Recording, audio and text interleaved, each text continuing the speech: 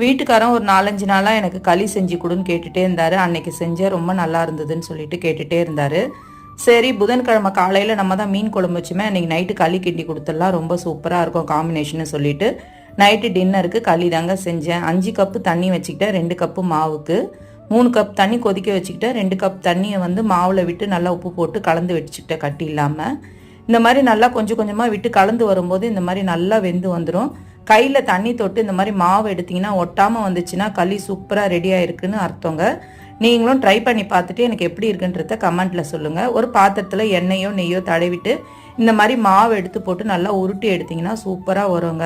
இவ்வளோ செய்ய சொன்ன மனுஷன் அன்றைக்கி நைட்டு வந்து சாப்பிடவே இல்லைங்க. பாவம் 1 மணி ஆயிடுச்சு வர்றதுக்கு. கடைசியில் அவரால் சாப்பிட முடியாமலே போயிடுச்சு. இது மீன் குழம்போடு சாப்பிடும் போது அவ்வளோ சூப்பராக இருந்துச்சுங்க. நீங்கள் யாரெல்லாம் இந்த மாதிரி காம்பினேஷனில் சாப்பிட்ருக்கேன்னு கமெண்ட்டில் சொல்லுங்கள். தேங்க்யூ.